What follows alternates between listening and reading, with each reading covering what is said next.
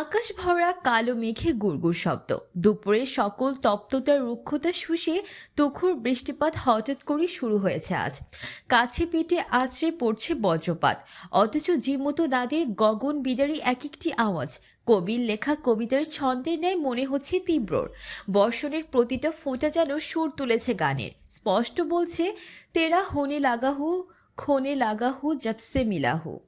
তীব্র শাওনি নিশ্চল অপলক একজোড়া সাদাটি নয়ন, পুষ্পিতার চোখের পল্লব ঠোঁটের এক একটি খাঁজ গুনতে থাকার মতো আকুল মনোযোগ সেথায়। পুষ্পিতার মলমের পর ক্ষতস্থানে ওয়ান টাইম ব্যান্ডেজ লাগিয়ে দিল। কিছু বলার জন্য চোখ তুলতে অপ্রস্তুত হলো গতিতে। তীব্র নড়চড় নেই, ভীষণ স্বাভাবিকত্বের মাঝে অস্বাভাবিক অপচল নেত্র, মুখ মুগ্ধতার স্রোতে যার চারপাশ ডুবে। পুষ্পিতার সাবলীল অভিব্যক্তিতে জড়তা এসে ভেড়ে বিব্রত বোধে ঘিরে আসে সব। এভাবে কি দেখছেন উনি? মাথা নুয়ে বলল। হয়ে গেছে স্যার। অপর মানুষটির প্রতিক্রিয়া এলো না। পুষ্পিতার নিভু চোখ ওঝায় তীব্রর তখনও তাকিয়ে, যেন পুষ্পিতার বিভ্রান্ত হরিণী আখিজোড়া নিবেশনের মাপকাঠিতে জর্জরিত করতে উঠে পড়ে লেগেছে। মেয়েটা নীরবে দিশেহারা হলো, অস্বস্তিতে খেই হারালো সহজ সুলভ থাকার। মেয়েলি মন নেতিবাচক কিছু ভাবতে চাইলেও শিক্ষার্থীর মন সেসব উড়িয়ে দেওয়ার জোর খাটালো খুব। পুষ্পিতা কি করবে বুঝতে পারছে না। উঠে চলে যাবে নাকি অপেক্ষা করবে? সিদ্ধান্তহীনতায় হাসফাস করে বসে রইল কেবল। এমন নয় যে তীব্র গভীর ধ্যানে, এই তো তার বিলাতি মনে দুটো ঘুরছে।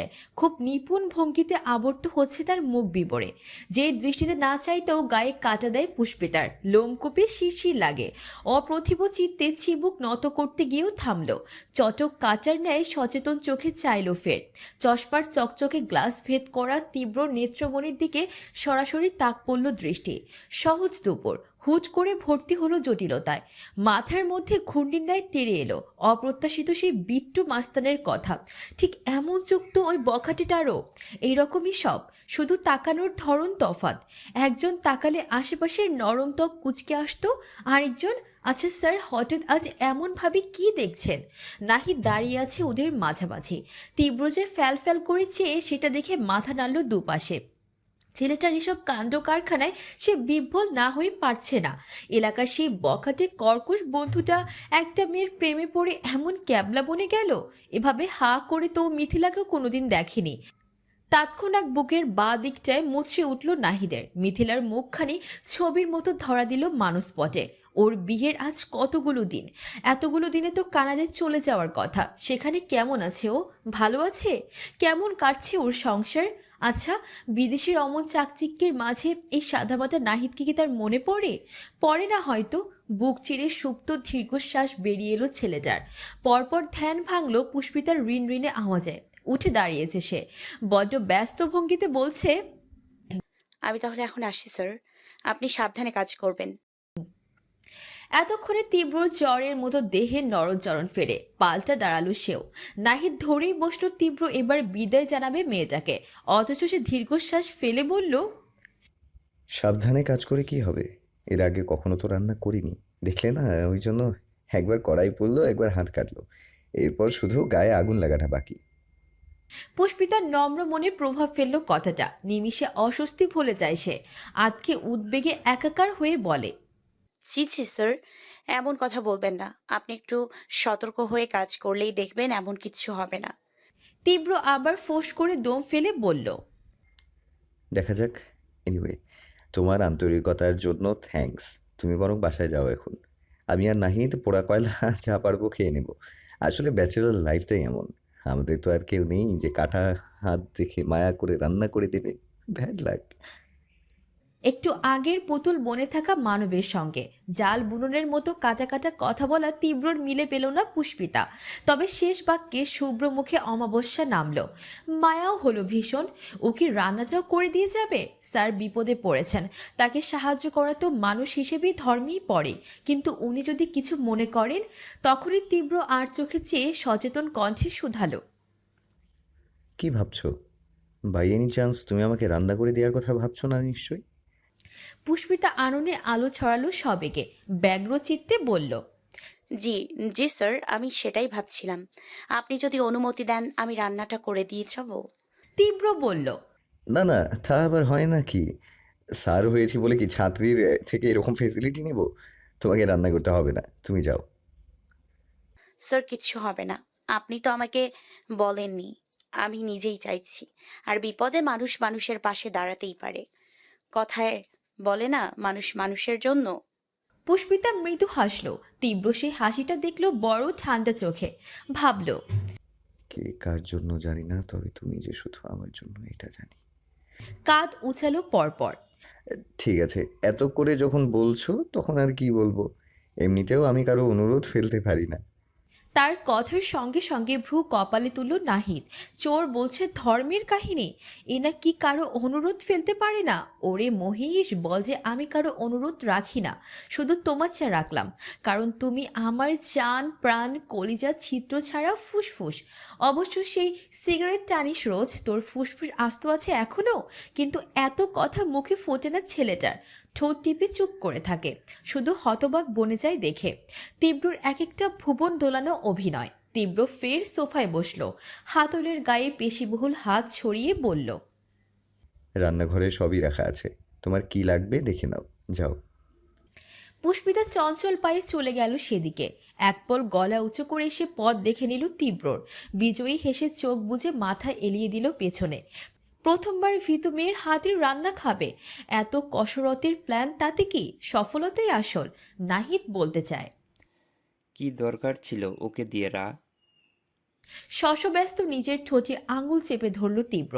চোখ রাঙিয়ে চুপ করতে বোঝালো। চুপ করলো সে। পরপর ঠোঁট উল্টে মিনমিন করলো। এটা ঠিক হয়নি। কেউ যদি দেখে নেয় ব্যাচেলার ছেলের বাসায় একটা অবিবাহিত মেয়ে রান্নাবান্না করছে, কি কেলেঙ্কারি হয়ে যাবে একবার ভেবেছিস? যদি ফ্ল্যাটের সব লোকজন এসে চড়া হয় এখানে। তীব্র কপাল কোঁচকালো, নিরুৎসাহিত জানালো। তাতে তোর কি? সবাই মিলে এলে তাদের একজনকে না হয় কানে কানে বলে দেবো কাজে নিয়ে আসতে। নাহিদ বোকা বোকা ভাবে মাথা চুলকালো ও হুকুম করলো। ঘরে যা, গিয়ে দরজা বন্ধ করে বসে থাকবি, রান্না হলে ডেকে নেব। সে বাধ্যের ন্যায় যেতে নিয়েও দাঁড়ালো, পুনরায় বলল। এগুলো ঠিক হচ্ছে না বিট্টু, ভালো লাগছে না আমার। তীব্র খটমট করে ওঠে। ব্যাক সাইডে দুটো লাচ্ছি খেলেই ভালো লাগবে, খাবি? গাল ফোলালো নাহিদ, বলল। তোর যে এই মিষ্টি লেকচারার রূপের আড়ালে এমন কর্কশ একটা মুখ লুকিয়ে না, এটা যদি ওই মেয়ে জানতো, একেবারে চোখ উল্টে অক্কা পেত তাহলে। তীব্র জ্বলন্ত নেত্রী চাইল, পুরো কণ্ঠে পড়ল। একদম ভিতুমিকে নিয়ে এসব উল্টাপাল্টা কথা বলবি না। পরপর নাক মুখ কুচকে বলল। এই, তুই ফোট এখান থেকে, বেশিক্ষণ সামনে থাকলে সত্যিই মেরে বসবো। আজকে নাহিদ ভয় পেল না, বরং হাসলো দাঁত মেলে, চাপা কণ্ঠে বলল। এ, যে মেয়ের জন্য মাস্তানি রেখে এখানে ভুয়া লেকচারার সেজে বসে আসিস, সে মেয়ে ঘরে থাকাকালীন আমাকে মারবি? সশব্দে হাসতে হাসতে চলে গেল নাহিদ। তীব্র ভ্রু গোছালো, দুর্বলতা ধরা পড়ায় আলগোছে থতমত খেলো কিছুটা। হঠাৎ সচেতন মস্তিষ্ক ভিন্ন চিন্তা আসে। নাহিদ এখানে এসে বেশ চনমনে হয়েছে। আগে তো চুপ করে থাকতো, অথচ ইদানিং মুখে কথা ফুটছে টুকটাক। যাক, হলেই ভালো, অন্তত এই গোল জিগার মেয়ের শোক কাটাতে পারছে।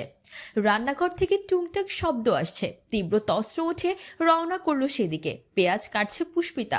ওড়নার এক মাথার সামনে জড়িয়ে অপর প্রান্ত পিঠ থেকে এনে কোমরে গুজেছে। খোপা করা চুলের কিছু অংশ সন্ধি করেছে কপালের ঘামের সাথে এসে। মুখে কোনো সাজসজ্জা নেই, মসৃণ কেশরাশি অগোছালো, অথচ মোহ বিষ্টের ন্যায় চেয়ে রইল তীব্র। মেয়েটাকে দেখতে এত ভালো লাগে কেন?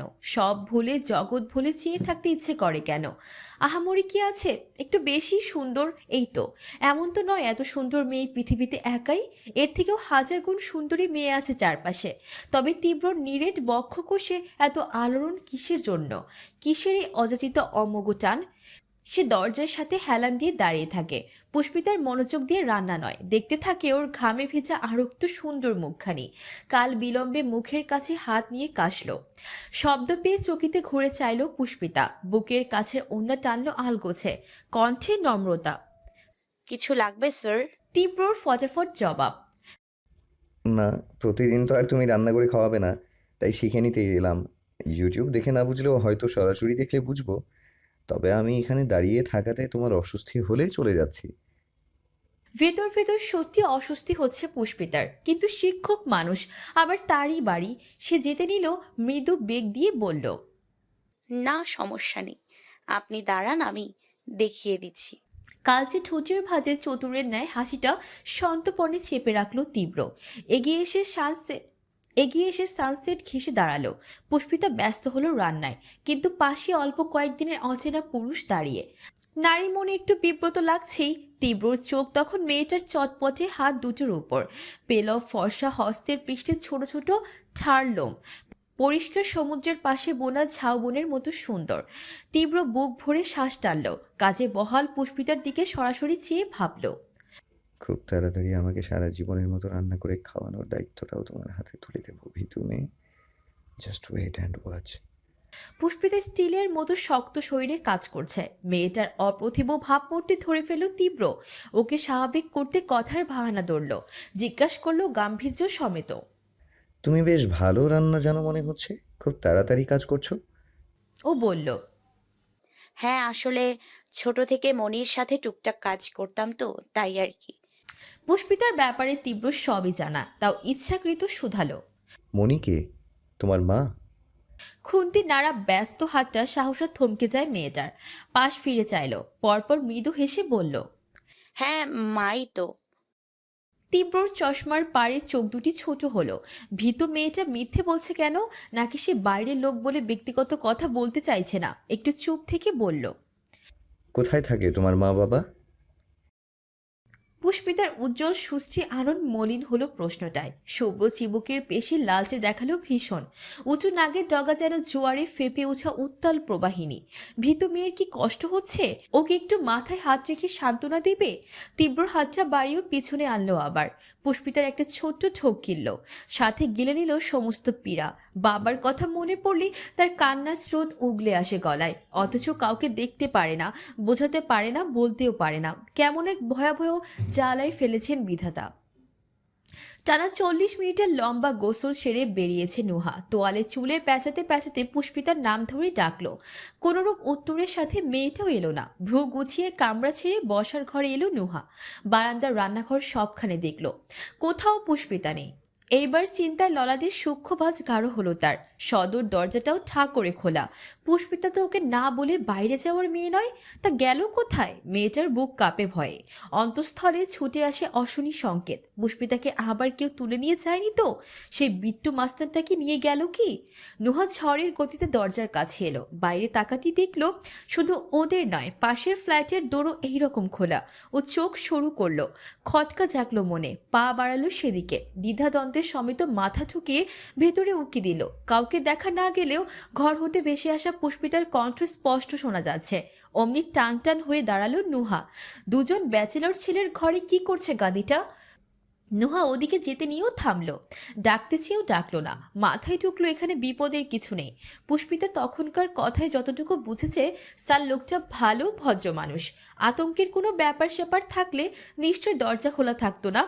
কি কর্তব্য বিমূঢ় বিজ্ঞের ন্যায় হিসেব নিকেশ কষে ফিরে গেল ঘরে।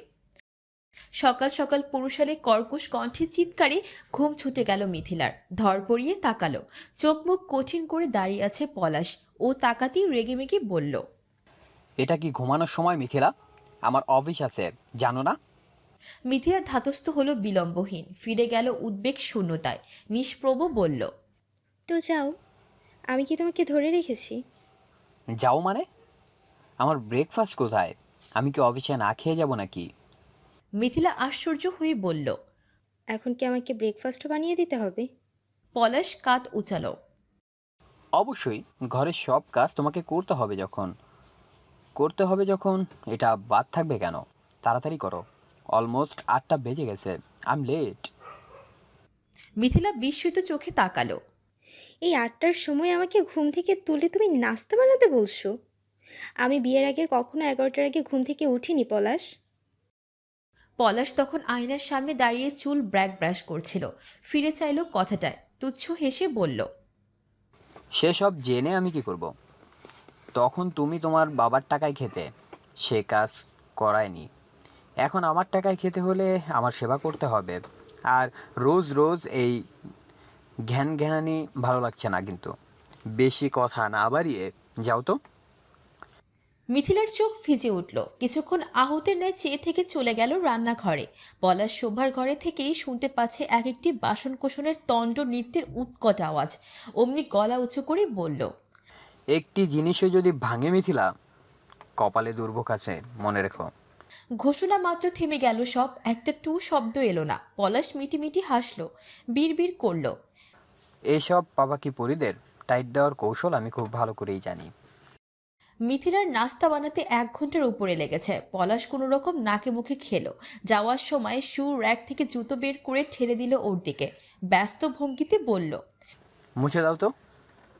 মিথিলা হতবিহ্বল, হতচেতন, নিজের দিক আঙ্গুল তাক করে বলল। আমি জুতো মুছবো? আমি? পলাশ কিছু বলল না, কেবল সজোরে দন্তপাটি পিষে ধরল নিজের। স্বামীর মটমটে চিবুক দেখে ঘাবড়ে গেল বেচারি। মিনসে কণ্ঠে বলল, দিচ্ছি। জুতো শুধু মোছা অবধি রইল না, রীতিমতো পায়ে পড়িয়েও দিতে হয়েছে। মিথিলার রাগে দুঃখে অপমানে কান্না দলা পাকাচ্ছে গলায়। এখন অবধি ওকে এখানকার সিম কিনে দেয়নি পলাশ। তার উপর বাংলাদেশের সিমটাও বন্ধ। ওর ফোন থেকেও কথা বলতে দিচ্ছে না। বাবার কাছে কোনো মতো এসব নালিশ ঠোকার উপায় নেই মেয়েটার। নিজের উপর যে নিজেই ফুসছে এখন। কানাডায় ট্যুরিস্ট ভিসায় এসে সিটিজেনশিপ পাওয়ার স্বপ্ন দেখেছিল সারা পথে, অথচ এখন মনে হচ্ছে দেশে যেতে পারলেই বাঁচে। একবার সেখানে গেলে বাবার বাসায় গিয়ে থাকবে। ওখানে তো আর কোনো কাজ করতে হয় না। এতদিনে নিশ্চয়ই পুষ্পিতাকে খুঁজে পাওয়া গেছে, ওটাকে দিয়ে ইচ্ছে মতো খাটানো যায়। পলাশ লিফটের বাটন টিপতে টিপতে বলল, লাঞ্চে খেতে আসবো না, রাতেও ফিরতে দেরি হবে। মিথিলা কেন জিজ্ঞেস করতে চেয়েও করলো না। ভাবলো যা মন চায় করুক, তাতে ওর কি। সে তো আরামসে বাইরে থেকে কিছু একটা অর্ডার করে খেয়ে নেবে। তারপর দরজা লাগিয়ে বারান্দায় এসে দাঁড়ালো। হঠাৎ চোখে পড়লো নিচে। পলাশ ইতোমধ্যে নেমে গেছে। জেনিকে গাড়ি সমেত দাঁড়িয়ে থাকতে দেখে তুরন্ত মেজাজ চটে গেল মিথিলার। পলাশ কি এখন এই সাদা চুন্নির সাথে যাবে নাকি? তার চমক বাড়াতে পলাশ হাসি মুখে গিয়ে জড়িয়ে ধরলো জেনিকে। তারপর দুজন মিলে গা জড়িয়ে গাড়িতে উঠে বসলো। ছুটে যাওয়া বাহনার ধোয়ার দিকে কেবল হা করে চেয়ে রইল মিথিলা। মাথার মধ্যে তেতে উঠল ভীষণ গুরুতর প্রশ্ন। পলাশ আর জেনি সত্যি কি বন্ধু? পুষ্পিতা ঘরে ঢোকা মাত্রই পেল হাতখানা লুফে নিল নুহা। মেয়েটা ভরকালো, ভয় পেল। প্রকোপে চেয়ারের উপর বসে পড়ল থপ করে। গোল চোখে চেয়ে বলল, কি হয়েছে? নুহার চোখ মুখ থমথমে, চাউনির ভাষা তীক্ষ্ণ, গভীর কণ্ঠে শুধালো। কি করছিলি ওখানে? পুষ্পিতা বুঝতে না পেরে বলল, কোথায়? তোর স্যারের ঘরে। ও মৃদু হেসে বলল, আরে আর বলিস না, স্যার রান্না করতে গিয়ে হাত কেটে ফেলেছেন, সেই জন্য আমি। নুহা মাঝপথে কথা কেড়ে নেয়, টেনে টেনে বলে, সেই জন্যে মায়া দেবী মায়া করে স্যারের রান্না করে দিয়ে এলেন, তাই তো? পরপরই নাক ফুলিয়ে বলল, দুটো ব্যাচেলার ছেলের বাসায় এভাবে যেতে তোর ভয় করলো না? এখনো তো আবুল কেন তুই? পুষ্পিতার ঠোঁট উল্টায়। এভাবে বলছিস কেন? উনি তো আমার স্যার, শ্রদ্ধেয় মানুষ। বিপদে পড়লে আমি যাব না? নুহা শান্ত হলো খানিক, বুক হাত গুজে মাথা নাড়ল। ঠিক আছে, উনি মনে হয় ভালো, ওনাকে সাহায্য করাই যায়, কিন্তু ওইসব দায়ামায়ার সাগর বুকে নিয়ে আজকাল বেশি দিন টিকে থাকা যায় না। সবাই সবসময় তোমার স্যারের মতো জেন্টলম্যান হবে না, বুঝলে? পুষ্পিতা বাধ্য মেয়ের ন্যায় মাথা কাত করলো। হুট করে অন্য মনস্ক চোখের পর্দায় ভেসে উঠল তখনকার ঘটনা। মলম লাগানোর সময় তীব্রর চাউনি, একযোগে চেয়ে থাকা দুটো সাদাটি মণি। ঠিক সে মুহূর্তের অস্বস্তিটাকে গলা অবধি ভিজে গেল মেয়েটার। কথাগুলো কি বলবে নুহাকে? না থাক, এমনিতেই সারাক্ষণ নুহাটা ওকে নিয়েই ভাবে। কিছু 19-20 শুনলে ধরা করে সরাজ্ঞান করে বসবে। নিরন্তর ঝামেলার কথা চিন্তা করি কথার বাণে ছুটতে যাওয়া ঠোঁটদয় টিপে নিল পুষ্পিতা। জ্যৈষ্ঠের দাবদাহের হাহাকার কমাতে হাজির হয়েছে আষাঢ়। আজকাল সারাক্ষণ বৃষ্টি থাকে, আকাশ জুড়ে কেবল আচ্ছন্ন অম্বুবাহী ঘুরে বেড়ায়। সকাল থেকে রৌদ্র দগ্ধ প্রকৃতিতে আচমকা বৃষ্টি নামলো আজ। জনজীবনে সাবলীল জোয়ারে অস্বাভাবিকত্বের ভাটা নামলো। রাস্তার পাড়ে নিত্য সামগ্রী নিয়ে হাজির থাকা ভ্যানগুলো তীরস্থ হলো পণ্য ঢাকায়। নীরব সব কিছুতে সতর্কতা ভিড়তেই কেমন ঘোল বদলে গেল প্রকৃতির। কাক ভরে প্রচণ্ড বর্ষার পর ৮টার দিকে একটু রোদের দেখা মিলেছে। ঘড়িতে ৯টা ছাড়িয়েছে এখন। বসার ঘরে ডিভানে পরিপাটি হয়ে বসে আছে তীব্র। সদর দরজার লক হালকা খুলে রাখা। ভীষণ রকম অপেক্ষায় সে, অথচ অনেকক্ষণ গেলে কাঙ্ক্ষিত মুখের দেখা নেই। পুষ্পিতা বের হচ্ছে না। ভীতু মেয়েটি কি আজ যাবে না কলেজে? তীব্র উঠে দাঁড়ালো। পায়চারি করতে করতে সিগারেট টানলো। তার সামনে দিয়ে বিদায় নিয়ে চলে গেল নাহিদ। ছেলেটা কদিন ধরে চাকরির জন্য দিক বিদিক ইন্টারভিউ দিয়ে বেড়াচ্ছে। কিন্তু পুষ্পিতার অপেক্ষায় থাকতে থাকতে তীব্র ক্লান্ত হওয়ার দশা। বদ মেজাজে ছেলেটার উৎকৃষ্ট মেজাজ ধরে রাখা দুঃসহ হচ্ছে বড্ড। তখনই ওপাশ থেকে দৌড় খোলার শব্দ এলো। পুষ্পিতা বের হয়েছে বুঝতেই তস্ত্র পুরোপুরি দরজা খুলে দিল তীব্র।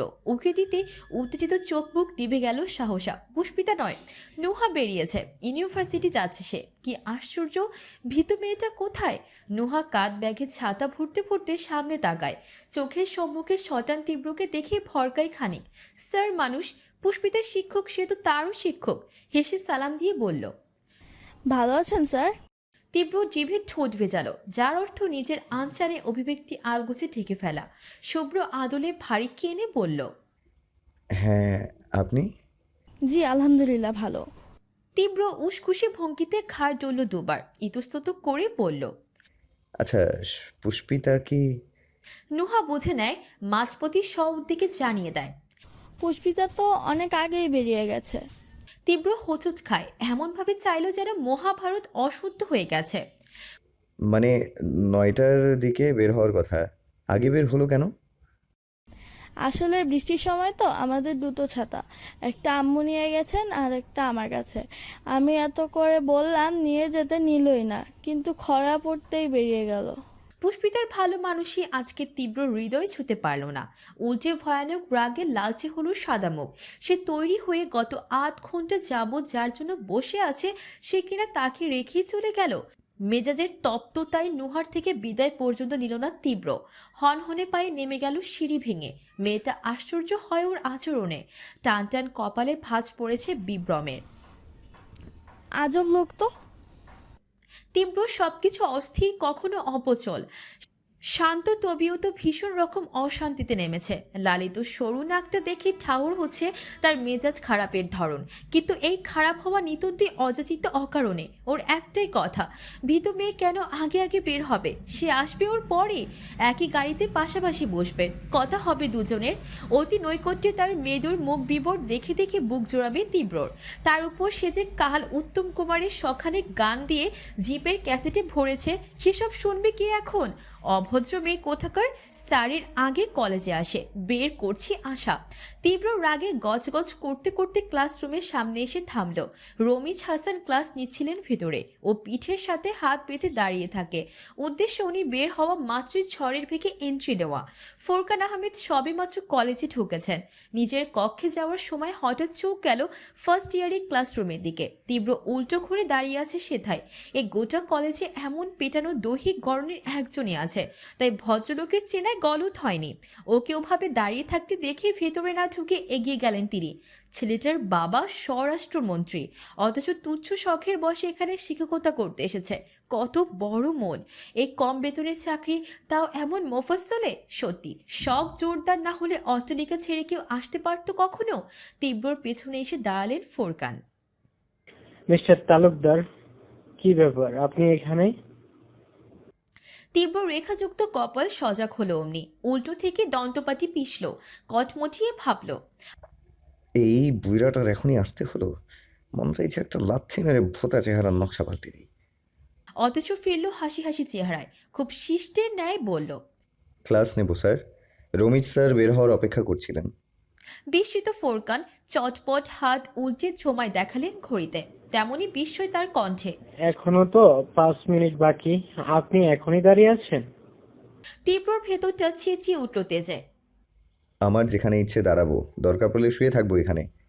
তোর বাপের কি শালা? তোর বাপের জায়গা এটা? ডিপার্টমেন্ট হেড, এক্ষুনি সামনে থেকে সর। হাতটা নিষ্পিস করছে কিন্তু, যে কোনো সময় নাক থেতলে দেব। মুখে বিস্তর হাসি এনে বলল। আসলে এটুকু বলে ঘাড় চুলকান, কথা খুঁজে খুঁজে জানালো। অফিস রুমে ভালো লাগছিল না, ভাবলাম অল্প সময় আছে থাকি এখানে। আর ওদেরও আজ একটা নতুন টপিক পড়াবো, সেসবের জন্যই একটু তাড়াহুড়ো। আপনি কি জানেন স্যার আমি ক্লাস নিতে কত পছন্দ করি? ফোরকান মুগ্ধতায় আরেকবার আপ্লুত হয়ে পড়লেন। এই তীব্র তালুকদার পুরো কলেজের কাছে এক উজ্জ্বল দৃষ্টান্ত। আহা, কাজের প্রতি কতটা ডেডিকেটেড ছেলেটা। তার পছন্দের মাত্রা প্রখানো হলো আরো। হাতটা তুলে কাত রাখলেন ওর। তীব্রর গা জ্বলে উঠল রাগে। বক্র নজর ফেলে একবার দেখলো সেথায়। মন চাইলো হাত মুচড়ে হাতটি পাকা করে দিতে, করলো না, বরং আঙুলের নিষ্পিষে ভাব কমাতে সেও ডান হাতের ফাইলটা শক্ত করে চেপে ধরলো সাথে। বাম হাত মুঠো করে পকেটে ভরে রাখলো। যুদ্ধ চালালো ক্রোধের টঙ্কার সামলানোয়। ওদিকে ফোরকান গদগদ হয়ে বললেন, আপনার কাজের প্রতি এই আগ্রহটাই আমাকে ভীষণ মুগ্ধ করে mister Talukdar. All the best for anything. তীব্র হাসলো, মাথা নাড়ল। ফোরকান চলে গেলেন। ঝকঝকে দাঁত খিচে সে পথে চেয়ে থাকলো তীব্র। ভদ্রলোকের হাত রাখা কাঁধের জায়গাটা ছাড়লো, ঠিক ধুলো ছাড়ার মতন। বিড়বিড় করলো। ঘন্টা বাজলো। প্রশংসার মতন হাসি ছড়িয়ে বললেন, তীব্র স্যার ক্লাস নেওয়ার জন্য দাঁড়িয়ে আছেন? আমাকে একবার বলেন তো, আরেকটু আগে বের হতাম। এমন সুন্দর কথার বিনিময়ে তীব্র সৌজন্য দেখালো না। ছোট করে সমস্যা নেই বলেই ক্লাসে ঢুকে গেল। পাত্তা না পেয়ে আহত হলেন তিনি। কালো চেহারায় অমাবস্যা নিয়ে নিজের কাজে চললেন। দাঁড়িয়ে যাওয়া সব শিক্ষার্থীদের বসার জন্য হাত উচালো তীব্র। টেবিলের কাছে এসে দাঁড়াতে দাঁড়াতে চশমার ফাঁক দিয়ে হন্য নজর দিশাহীন ছুটছে। খুঁজে বেড়াচ্ছে পরিচিত কোনো মুখ। অত অত স্টুডেন্ট ছাপিয়ে সামান্য কয়েক সেকেন্ডেরা দৃষ্টিরা গন্তব্য ছুঁতে পারে না। নামিয়ে আনলো ফের। এই এক পাশে তীব্র ক্লাস নিয়েছে ছেলেদের দিকে চেয়েছে, এখনও তাই, তবে বেপিত কণ্ঠে গম্ভীরতা। আজকে কিছু প্রশ্ন ধরবো তোমাদের। এতদিন কি পড়ালাম, তোমরা কি শিখলে আমিও একটু দেখি। সমৎসরে আওয়াজ এলো। তীব্র চারপাশে তাকায়, এলোমেলো দৃষ্টি ফেলতে ফেলতে ঘোষণা ছড়ে, যাকে বলতে বলবো শুধুমাত্র সে উত্তর দেবে। কেউ আগ বাড়িয়ে একটা কথাও বললে ক্লাসের বাইরে কান ধরিয়ে দাঁড় করিয়ে রাখবো। এই বয়সে সেটা নিশ্চয়ই ভালো লাগবে না। বিগত মাসখানেক যাবৎ স্বভাবে হাস্যোজ্জ্বল শিক্ষকের কথায় চেহারায় উষ্ণতা আজ। রাগ ক্ষোভের আঁচ পেতেই তটস্থ ক্লাসরুম আগের চেয়েও নিস্তব্ধ হয়ে পড়ল। তীব্র একটু চুপ থেকে প্রশ্ন করল, মৌলিক ব্যষ্টিক অর্থনীতি সম্পর্কে আমাকে কেউ একটা ছোটখাটো বিশ্লেষণ দাও। কে পারবে? সিংহবাগ হাত তুলল সাথে সাথে। কিন্তু তীব্র চিলে নজর ভিন্ন কোথাও আটকে। নীরব তল্লাশিতে ধরা পড়েছে পুষ্পিতা। প্রমোশন হয়েছে মেয়েটার। পেছনের বেদ ছেড়ে আজ মাঝের সারিতে বসেছে। পাশে বসে তনুজার দুই হাত তুলে রাখা। চোখে মুখে উত্তেজনা। তীব্র একবার পড়া ধরুক খুব করে চাইছে, কিন্তু পুষ্পিতা হাত তোলেনি। তার একটা বিশেষ সমস্যা আছে। 10 জনের সামনে দাঁড়িয়ে গুছিয়ে কথা বলতে পারে না। মুখস্থ জিনিসটাও আহলে যায়। জড়তা, সংকোচ, কণ্ঠনালী সহ আস্ত শরীরে চুর হয়ে থাকে। কিন্তু তীব্র নিষেধা করলো ওকে, বলল, এই যে আপনি 4 নম্বর বেঞ্চের কালো ওড়না, আপনি দাঁড়ান। পুষ্পিতা চমকে গেল। সে তো হাত তোলেনি, তবে স্যার ওকে ধরলেন কেন? আল্লাহ! ভীত শঙ্কিত বদনে উঠে দাঁড়ালো মেয়েটা। তনুজার আগ্রহ মাটি। হাত নামিয়ে চসূচক শব্দ করলো, ধুর, আজকেও আমাকে ধরলো না কেন? যে সবুজ পরে এসেছি, কালো পরে এলে ভালো হতো। পুষ্পিতা জিভে ঠোঁট বেঝায়। যে প্রশ্ন করলাম সেটা গুছিয়ে বলুন। তীব্র মেঘের মতো স্বর। ঢোক গেল। উত্তরটা তার জানা, যাকে বলে কণ্ঠস্থ, কিন্তু গুছিয়ে বলতে পারবে না। তার উপর ক্লাসের সবাই সামনে পেছনে আশেপাশে সব কেমন করে চেয়ে আছে। এতে তো জানা বিষয়টা এমনি গুলিয়ে যাবে। পুষ্পিতা টের পাচ্ছে ওর হাত পা কাঁপছে। আচ্ছা, লিখে দিলে হবে? বলবে সে কথা? তীব্র প্রশ্ন করেছে ঠিকই, কিন্তু উত্তর জানতে অনাগ্রহী। তার চোখ অন্যদিকে। পুষ্পিতা সুন্দরী। কলেজের আগমনের পর থেকে পেছনে কিছু ছেলেপেলেদের ছুকছুক বেড়েছে। তীব্র সেটা ধরতে পারলো তখন, যখন ক্লাসের সবগুলো ছেলে ড্যাব ড্যাব করে দেখছিল ওকে। ক্রোধের জ্বলন্ত দাবানলে মস্তিষ্ক ফেটে যাচ্ছে তার। এগুলোর এত সাহস! কার দিকে চেয়ে আছে? ওদিকে মুখে কুলুপ এঁটেছে পুষ্পিতা। দু একবার থেমে থেমে আওড়ালো, মৌলিক অর্থনীতি হচ্ছে। তীব্র আগে থেকে খেপেছিল, এবার বেড়ে প্রকাণ্ড হলো তা। ডাস্টার তুলে ধরাম করে বাড়ি দিল টেবিলে। অমনি হকচকিয়ে ঘুরে চাইল সবাই। পুষ্পিতার কলিজা ছলাৎ করে ওঠে।